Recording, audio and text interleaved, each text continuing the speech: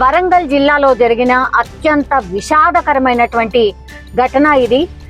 Exactly ఎక్కడ అంటే వరంగల్ జిల్లా ఇనుగుర్తి మండలం మేచరాజుపల్లి గ్రామానికి చెందిన ప్రవీణ్ ఆయన కుటుంబంతో సహా కారులో వెళ్తున్నాడు. మరి ఎక్కడికి వెళ్తున్నాడు ఏంటి అనేది కూడా తెలీదు. అంటే వివిధ అవసరాల కోసం ఇటు నుంచి అటు నుంచి ఇటు ఫ్యామిలీస్తోని ట్రావెల్ చేయడం చాలా కామన్. కానీ ఈ ఇన్సిడెంట్లో ఏం జరిగిందో ఏంటో తెలియదు. కానీ ప్రమాదవశాత్తు పక్కనే ఎస్ఆర్ఎస్పి కాలువ ఉంది. మరి ఏదైనా అడ్డొచ్చిందా లేకపోతే మరి ఏదైనా నిద్రమత్తులాగా ఏమన్నా అనిపించిందా? ప్రమాదవశాత్తు పూర్తిగా ఆ కార్ కాలువలో పడిపోయింది, ఎస్ఆర్ఎస్పి కాలువ. సో ఆల్ ఆఫ్ సడన్ కాలువ పడిపోవడం, అది కూడా డే టైమే కావడంతో అక్కడ రోడ్డు పైన అండ్ చుట్టుపక్కల పొలాల్లో చాలా మంది రైతులు పనిచేసుకుంటున్న సందర్భంలో ఒక్కసారిగా ఆ కార్ ఎస్ఆర్ఎస్పి కాలువలోకి దూసుకు వెళ్ళిన విజువల్ ని చూసిండ్రు. చూడగానే వెంటనే అక్కడ స్థానికులు రైతులు చాలా మంది రావడం, ఆ తర్వాత వీళ్ళు మొత్తంగా కారులో 4 ప్రయాణిస్తున్నారు. అంటే ప్రవీణ్, వాళ్ళ భార్య, అట్లానే 2 పిల్లలు, ఒక కొడుకు అండ్ ఒక కూతురు. వీళ్ళందరూ కూడా ప్రయాణిస్తున్నటువంటి సందర్భంలో ఆ కార్ లోపలికి దూసుకు వెళ్ళగానే అక్కడ ఉన్నటువంటి వాళ్ళు కాపాడే ప్రయత్నం చేసిండ్రు. కాలువ కొంత ప్రవాహం ఉంది కాలువలో. ఆ కార్తో సహా పడిపోవడంతో మరి మిర్రర్స్ అవన్నీ ఓపెన్ చేయలేకపోయారా ఏంటా, ఆ బయట పడేసరికి మరి ఆ ఫ్లోలో కొట్టుకుపోయారా ఏంటా తెలీదు. ఇప్పుడు ప్రవీణ్ అట్లాగే వాళ్ళ కూతురు గల్లంతైనరు. అంటే ఇప్పటికి కూడా వాళ్ళ జాడేంటో తెలియనటువంటి పరిస్థితి. వాళ్ళ భార్య అండ్ వాళ్ళ కొడుకు, పాపం కొడుకు ఆల్రెడీ ఆ కాల్వ లోతు బాగానే ఉంటుంది. ఎస్ఆర్ఎస్పి కాల్వ అంటే చాలా పెద్దది.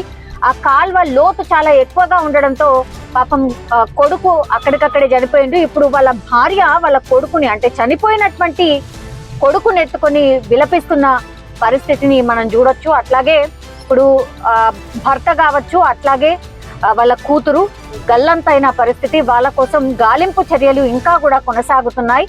ప్రవాహం కొంత ఎక్కువ ఉండడంతో మరి ఎంత దూరం వరకు కొట్టుకుపోయారు, లేదంటే అటు ఇటుగా ఏమన్నా ఒడ్డుకేమన్నా పట్టుకొని చెట్ల పొదలు అవి ఉంటాయి కదా కాలువల పక్కన, సో అవేమన్నా పట్టుకొని ఆగారా ఏంటా అనేది కూడా ఇంకా ఈ ఈతగాళ్లను తీసుకొచ్చి, గజ ఈతగాళ్లను తీసుకొచ్చి గాలింపు చేస్తున్న పరిస్థితి.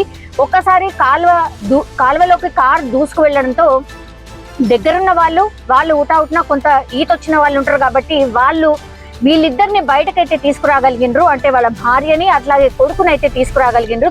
కొడుకైతే ఆల్రెడీ చనిపోయిన పరిస్థితి. ఈమె రోధిస్తోంది, వీళ్ళని గాలించండి, అయ్యో నా పరిస్థితి ఏంటి అని రోధిస్తున్న పరిస్థితి. చాలా హృదయ విదారకమైనటువంటి సిచ్యువేషన్. సో వీళ్ళందరూ కూడా మరి వీళ్ళు ఎట్నుంచి ఎటు వెళ్తున్నారు ఏంటి అనే ఇన్ఫర్మేషన్ ఇంకానైతే రాలేదు. ప్రవీణ్ భార్య పేరు వచ్చేసి కృష్ణవేణి. సో వాళ్ళు అంటే ఈమెను మాత్రమే కాపాడగలిగినరు. కొడుకు అయితే అప్పటికే చనిపోయాడు. ఆమె చేతులకు వచ్చేసరికి కొడుకు చనిపోయిన పరిస్థితి. ఈమె అట్నో ఇట్నో బయటపడ్డటువంటి సిచ్యువేషన్.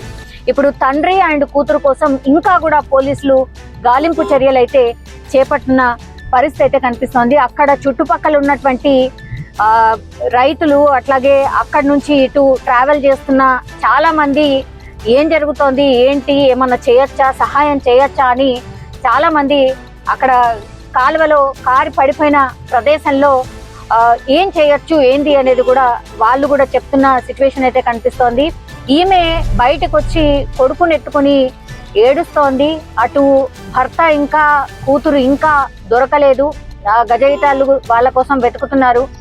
ఎంతవరకు వీళ్ళు కొట్టుకుపోయే అవకాశం ఉంది, ఆ ప్రదేశంలో ఆ చుట్టుపక్కల ఇంకా కూడా పోలీసులు గాలిస్తున్న పరిస్థితి అయితే కనిపిస్తోంది. మరి చూడాలి వీళ్ళిద్దరూ ఎక్కడ గల్లంతైపోయారు. మరి అతనికి ప్రవీణ్ అనే వ్యక్తి ఎవరైతే కారులో లోపల ఉండిపోయాడో అతనికి ఈత వస్తుందా లేదా, లేదంటే కూతుర్ని కాపాడే ప్రయత్నంలో ఇంకేమైనా జరిగిందా అనేది కూడా పూర్తిగా చుట్టుపక్కల ప్రదేశంలో గాలిస్తున్న పరిస్థితి అయితే కనిపిస్తోంది. ఇంకా రెస్క్యూ కొనసాగుతోంది. ఇంకా కూడా వాళ్ళ కోసం గాలింపు చర్యలు చేపడుతున్న పరిస్థితి. ఇప్పుడు ప్రవీణ్ బంధువులు కావచ్చు, ఇప్పుడు కృష్ణవేణి ఆమె బంధువులు కావచ్చు, వాళ్ళందరూ కూడా అక్కడికి చేరుకొని ఇంకేం చేయొచ్చు ఏంటి అనే ప్రయత్నాలు ఇంకా కూడా కొనసాగుతున్నాయి. కానీ హృదయ విదారకమైనటువంటి సంఘటన. జస్ట్ కార్లో ఒక ప్లేస్ నుంచి ఇంకో ప్లేస్ కి వెళ్ళేటటువంటి టైంలో అక్కడ దగ్గరలో ఉన్నటువంటి ఎస్ఆర్ఎస్పి కాల్వలోకి కార్ దూసుకు వెళ్ళడం, ఆ తర్వాత